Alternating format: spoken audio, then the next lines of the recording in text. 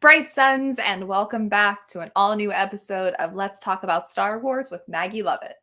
Today's episode is going to be a short one. I'm just going to show off some of the really cool Star Wars things that I picked up this week that I'm really excited to show all of you. If you follow me over on Twitter, then you got a little bit of a sneak peek as to what I picked up this week. But I am so sorry that I did not have an episode last week after doing the Banthaverse episode 2.5. I was just absolutely wiped on Sunday morning and I could not get myself out of bed to make a video. But if you haven't checked out episode 2.5 part 1, please run over to their YouTube channel. I'll link it down below in the summary and give it a watch. It is so hilarious. So lucky to have been part of it and to be surrounded by such an incredibly talented cast. And I cannot wait for September 11th, which is when we will be putting on part 2. I am counting down the days because I just had so much fun playing Padme and all of her sassy gloriousness. Cannot wait for part 2. I have no idea what's in store for us, but it's going to be great. I just know it. So in the time since I was last on, of course, The Bad Batch had its season finale. It was fun. I'm not really going to talk about that. I feel like I expressed a lot of my feelings during my last video, but it felt weird to get up on Friday morning and not have a new episode of The Bad Batch to catch. But I am really excited for, what's on the horizons. We have Star Wars Visions coming out really soon, and I cannot wait for that. And I cannot wait for the tie-in book for Ronan. So excited. We also are just weeks away from the audio drama from Cavan Scott about Lorna Dee. Cannot wait for that. We just have so much High Republic, so much Star Wars stuff on the horizon. I'm just so excited about that. All that being said, I am actively living in the past and living in my childhood. This week, I picked up the making of Phantom Menace, and I'm so excited about this. I saw it on the bookshelf at my local used bookstore, and I was just beside myself because I don't think I've seen a copy of this book since 2004, 2005. It was definitely on the shelves of Borders. Rest in peace. And I flipped through it back then, but it's now mine. I own it. I am so excited. I also thought it was kind of entertaining because there's a lot of stuff about deleted scenes and some of the content that didn't make it into the final cut. And I thought that was interestingly timed because over on Twitter, Pablo Hidalgo has been talking about some of these scenes that were reshot and added in later in, and some of the things that didn't make it in. And a lot of that's actually found in this book, and I'm sure it's in the other two ultimate behind the scenes guides for episode 2 and episode 3. But this is just great. This is filled with so much fun content, and I had an idea that I'm going to either do it on the end of this video or make a separate video kind of flipping through some of the pages of the books to share that with all of you, because I know a few people are really interested to see more of the wildlife guide, the Star Wars wildlife guide that I picked up in the last episode. So I'm gonna work something out. I haven't quite figured out how to do it yet. But yeah, I am actively living the prequel era. And because I am actively living in the prequel era, I also picked up this bad boy, which is Anakin's A Jedi Journal. I have seen this so many times in used bookstores and at antique shops and other stuff where pop culture stuff ends up. And I always get really excited because I see it and I'm like, ooh, maybe it won't be, spoiled.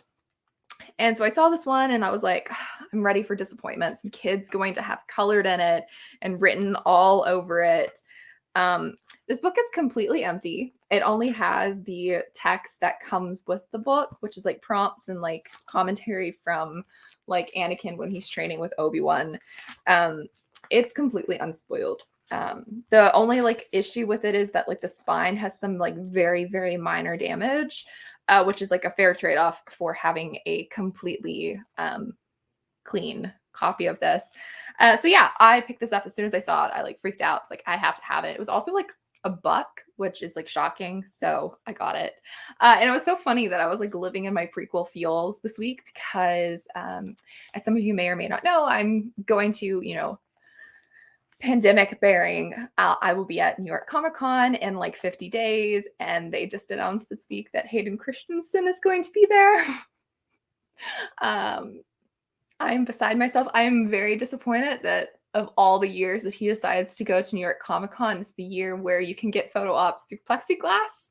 A little bit of a heartbreak there, but yeah, you you best believe that I will be trying to meet Hayden Christensen because I need it in my life. Yeah, so I'm really excited about that. If you can't tell, this is like very pure, very raw, like childhood giddiness right now. But it's just, it feels so right, like with the Obi-Wan Kenobi series coming out. And of course, we know Hayden's involved with it. Like, fingers crossed that Ewan McGregor also shows up, because that would be like everything. But I really do feel like the prequels are finally getting a renaissance, and people are finally coming to respect them and love them and treat them with the respect that they deserve. And I hold them so close to my heart because I love the prequels so much. So of course, I will be finding more prequel era merch because I need that in my life. But the prequel era is not the only thing that I am buying when I am out and about looking for Star Wars merch. I also buy sequel era stuff. I was so excited to find this. I remember when this came out just before The Force Awakens. I like flipped through it at the bookstore, but I never bought it because it was marketed towards kids, and I was like, I'm in college. But now I own it, and it's so fun. It's kind of similar to Anakin's journals, actually, which I think is kind of fun because it's basically just like, it's like Rey's journals about Jakku and like characters that she encounters and like sketches and like fun stuff. And like then you have like a Finn drawing. And then we got Han and Chewie and the Millennium Falcon. I think it's fun, and I was really excited to find this. It was on the same shelf as Anakin's journals, so I picked up both of my sweet young Jedi who grew up in deserty places. I love my little sand dwellers. But I am just covering all of the eras today because I think I talked about it on here.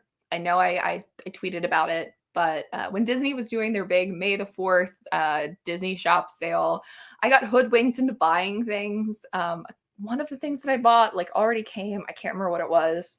I'm looking at my shelf of stuff.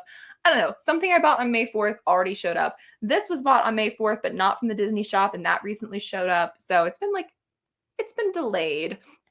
And I've been anxiously awaiting for this one thing that I bought because so many people were judging people for buying this. Yeah, so I don't know why it's so controversial in the Star Wars fandom to love Luke Skywalker showing up in the season finale of The Mandalorian.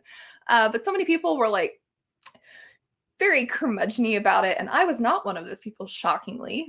Despite my feelings about the Bad Batch, I was very excited about Luke Skywalker showing up at the end of The Mandalorian. There were tears. There was so many emotions happening inside of me at that time.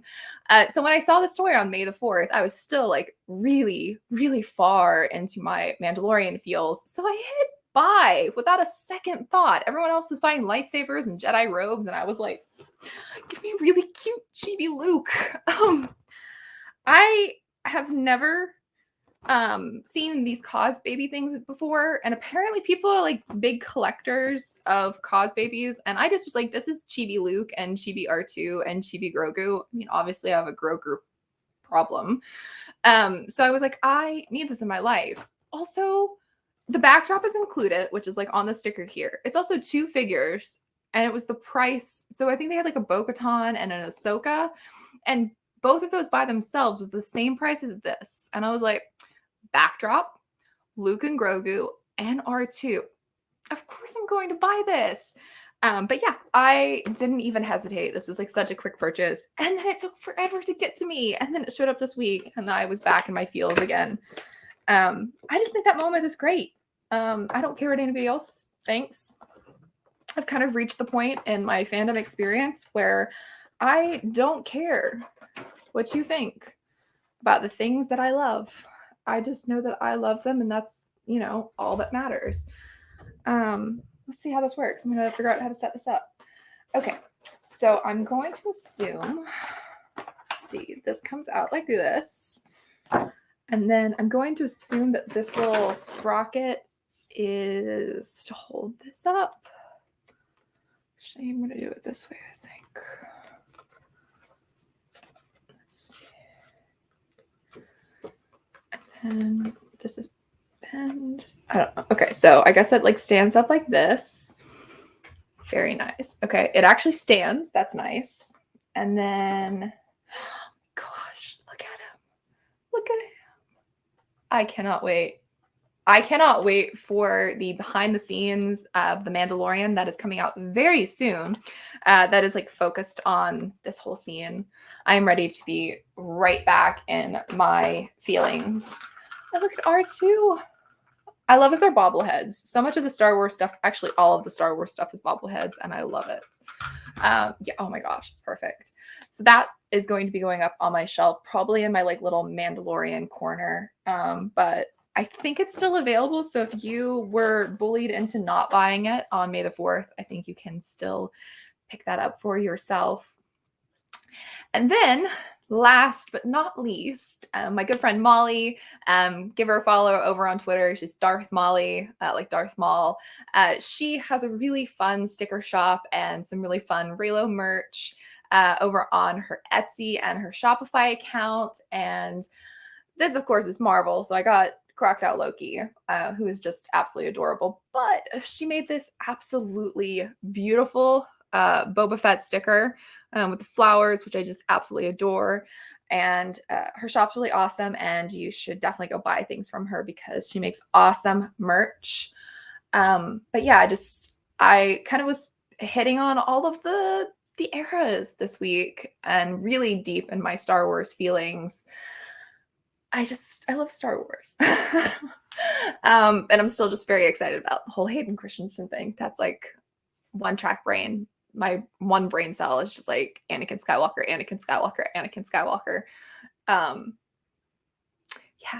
But there's so much fun Star Wars stuff coming out. I feel like this video has just had so much energy in it. I'm very sorry if you're just relaxing on Sunday and my energy is a little too high. But yeah, I have just been having such a fun time going through like used bookstores and antique stores and all of that fun stuff and looking for Star Wars stuff. So if you would like to see more of that, always hit subscribe, watch my videos. I would love to kind of keep getting more new followers and more people interacting. It's so much fun to hear from all of you. And I would love to get to a place where I can like go to flea markets and other like used bookstores and like show you the process of finding cool Star Wars stuff. So one day maybe I'll do that. But until then, may the force be with you, and I will see you all next Sunday.